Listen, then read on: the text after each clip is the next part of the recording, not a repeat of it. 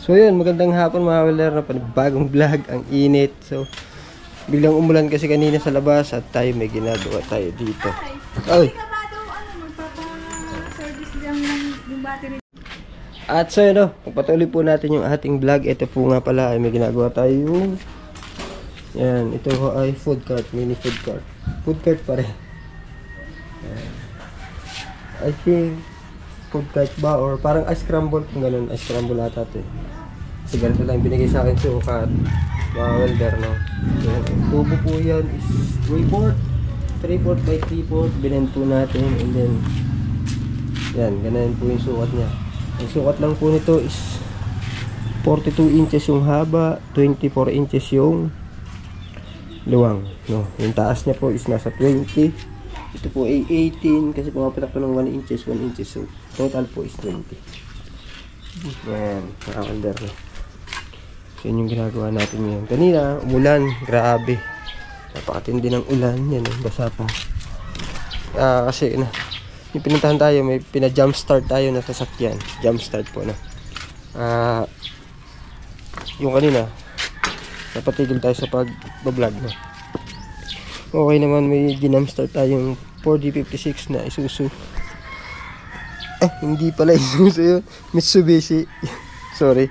Mitsubishi Adventure. So mga welder, no, init. Sinarado natin tong gate. Yan, sinarado natin. Kasi po, umuulan. Pumapasok yung tubig dito kanina. Pero ngayon okay na.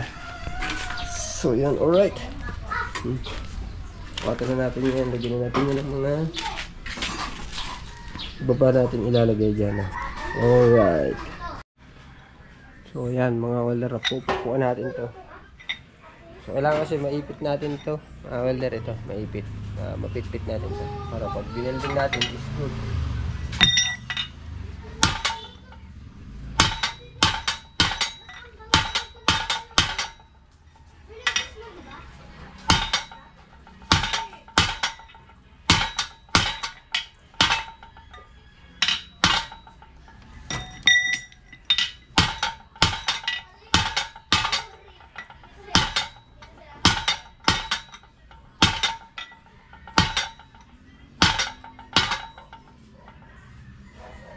Yan, napitpit na natin. Alright, napitpit na natin. Kuhanin natin and then ikakabit natin to mga welder doon sa sa ating paglalagyan. So dito, yan hineldingan na natin yan. Ito nga pala ay pang ice crumble nga, no. Yan. Alright, sukatin natin kung gaano kalayo magiging distansya. Welder na. Kailangan natin sukatin, hatiin natin siya para mag-equal. Okay. Ano sukat niyan? 85, no? So 85, hatiin natin 42.5, no? 42.5. So yun, hatiin natin. So, and then welding natin. At yun po, halagyan na po natin itong pinaka-partition para mas tumibay. Itong space na to, lalagyan po yan ng ice box, no? And then ito, yung lagay ng mga baso, may flooring pa to dapat, may flooring pa. And then dito, may flooring din po ito. Itong space na to, open na po yan. May flooring to. Yan mga welder. Yan na po yan. Tapos babalutan lang ito ng flat bar. I mean, dalawa lang. Isa, dalawa, paportisyon lang. So yun, ganun po yan. Yan pang ice crumble po yan, panghanap buhay, pang ice crumble, yung malamig, yung may mga chocolate ice crumble. So alam niyo naman po yung ice crumble, no.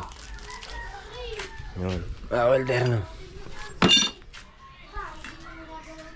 So yun, welder, no. At dito pala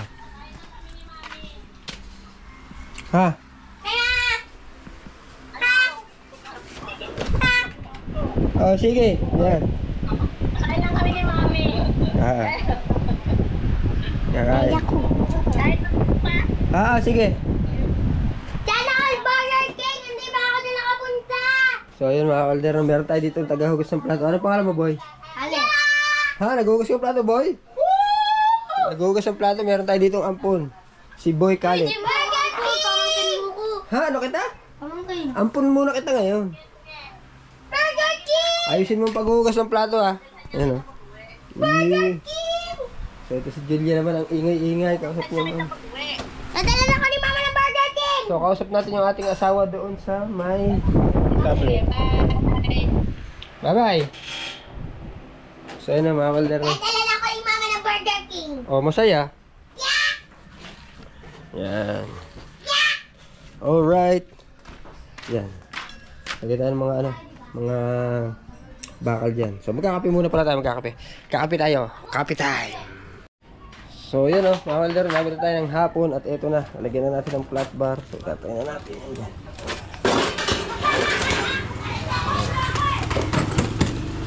Ganito yan. Yan. Okay na. May flat bar na, may silence na. So yun, mga kalder na. Yan.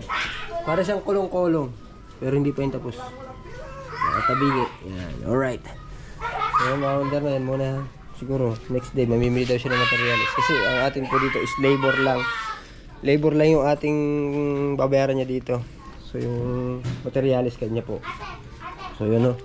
Masunod na araw siguro, pag bumili sa bukas, makakumpleto na natin yung iba na itong gagawin. And then, alright, eto, hindi pa dumarating yung motor, kaya hindi pa rin napapakabit. So yung mga welder, no, hanggang dito na lang muna. Thank you. Mag-iihaw ka ba? Mag-iihaw pala siya. Alright. Bye-bye.